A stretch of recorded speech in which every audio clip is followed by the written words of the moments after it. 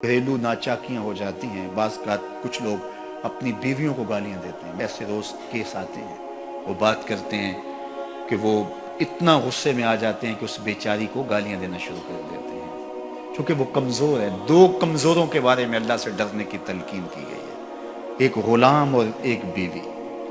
یہ بیچاری بھاگ کے جا نہیں سکتی، پھر غریب ماں باپ کی بیٹی ہو، سسک سسک کے رشتہ ہوا ہو، اور باقی بہنیں جوان گھر بیٹھی ہوں، ان کا رشتہ ہو نہ رہا ہو، تو یہ بھی گھر جا کے بیٹھ جائے، کبھی نہیں بیٹھے گی، گالیاں سہلے گی، خون کے گھونٹ پی لے گی، لیکن کچھ نہیں بولے گی آگے سے۔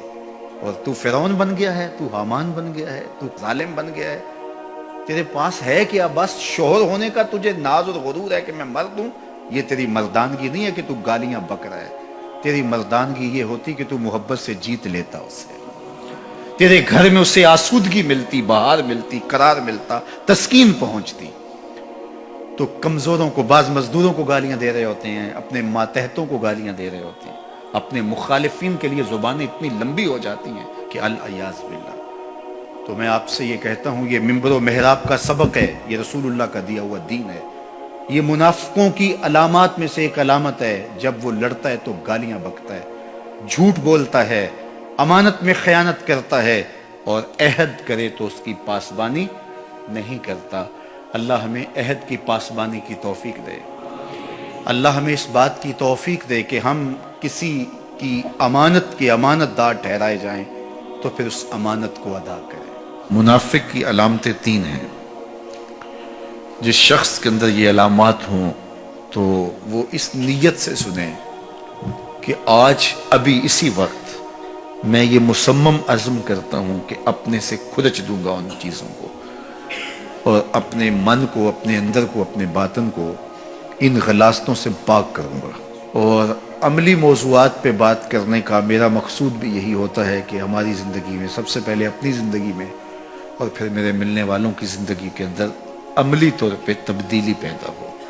تو اس نیت کے ساتھ جب آپ سنیں گے تو اللہ برکت کرے گا۔ تو سنیے، رسول رحمت نے ارشاد فرمایا صلی اللہ علیہ وآلہ وسلم نے کہ منافق کی نشانیاں تین ہیں، ان میں سے ایک اذا حدث کذب، جب وہ بولتا ہے تو جھوٹ بولتا ہے۔ یہ منافق کی علامتوں میں سے ایک علامت ہے کہ اس کی زبان جھوٹ کی عادی ہوتی ہے۔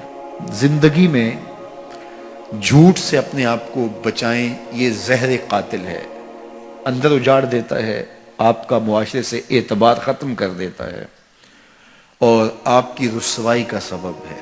دوسرا ارشاد فرمایا وَإِذَا وَعَدَ أَخْلَفَ، جب وہ وعدہ کرتا ہے تو وعدہ خلافی کرتا ہے۔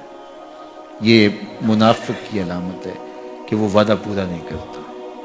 میرے حضور کسی سے وعدہ کرتے ہیں کہ تیرے آنے تک یہاں کھڑا ہوں، اور وہ جا کے بھول جاتا ہے۔ میرے حضور 3 دن کھڑے رہتے ہیں، 3 دن کے بعد اچانک وہاں سے گزرا، دیکھا تو حضور کھڑے، بڑی شرمندگی ہوئی، ڈرتا ہوا آگے بڑھا، صرف اتنا کہا یار تو نے مشقت میں ڈال دیا۔ 3 دن تک میرے حضور کھڑے، اور میں کہتا ہوں وہ تو 3 دن بعد واپس آ گیا، وہ نہ آتا 3 سال بھی کھڑا رہنا ہوتا، میرے حضور کھڑے رہتے کہ میں نے اس سے وعدہ کیا ہوا ہے۔ اور میں اور آپ دیکھیں کہ ہم کہاں کھڑے ہیں۔ ہم کسی سے وعدہ کریں، ہم خود وعدہ کرتے ہیں تمہیں 6 ماہ کے بعد پیسے دیں گے، وہ بیچارہ 6 ماہ کے بعد بھی جو ہے وہ 1 ماہ اور اوپر گزار لیتا ہے کہ چلو کوئی بات نہیں ہے، اور ہم اس کی موت کی دعا کر رہے ہیں یا اللہ فوت ہی ہو جائے تو اچھی بات ہے۔ تو پھر ہم کہیں کہ اللہ کی رحمتیں ہمیں نصیب ہوں، یار وعدہ کیا ہے، اپنا تن بھی بیچ کے دینا پڑے تو دیں گے۔ جو وعدہ کیا ہے، جہاں کھڑے ہوئے ہیں وہاں کھڑے رہیں گے، چاہے اس کی کتنی بھی اذیت ہمیں کیوں نہ سہنی پڑے۔ جب وعدہ کیا ہے تو پھر اس کو پورا کرو۔ تیسری بات میرے حضور نے ارشاد فرمائی وَإِذَا تُؤْمِنَ خَانَ، جب اس کے پاس امانت رکھی جائے تو خیانت کرے۔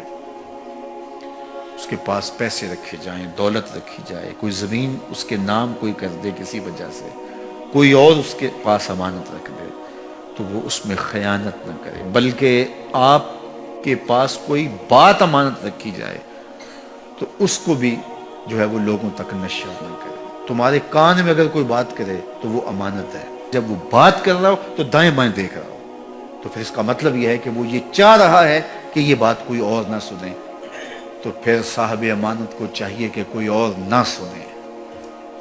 یہ امانت ہے اور اس امانت کو پورا کیا جائے. اور چوتھی علامت یہ ارشاد فرمائی، منافق جب کسی سے لڑ پڑتا ہے تو گالیاں دیتا ہے.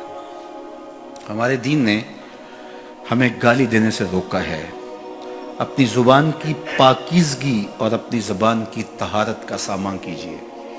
آپ کسی بھی حالت میں ہوں، آپ کے اوپر کوئی کتنی بھی زیادتی کر رہا ہو، آپ کو کوئی تھپڑ بھی مار رہا ہو، تو آپ اس کا مقابلہ ضرور کریں، لیکن آپ کی زبان گندی نہیں ہونی چاہیے. یہ غصے کے وقت ہی تو انسان کا پتہ چلتا ہے. ظفر سے آدمی نہ جانیے چاہے جتنا بھی ہو صاحب فہم و ذکا، جسے عیش میں یاد خدا نہ رہی، جسے تیش میں خوف خدا نہ رہا.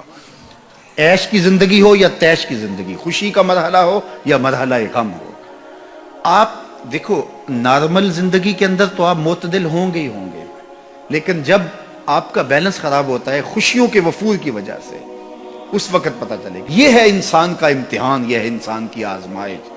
منافق کی علامت بتائی گئی، وَإِذَا خَاصَمَ فَجَرَ، جب وہ کسی سے لڑائی کرتا ہے تو پھر گالیاں بکنا شروع کر دیتا ہے.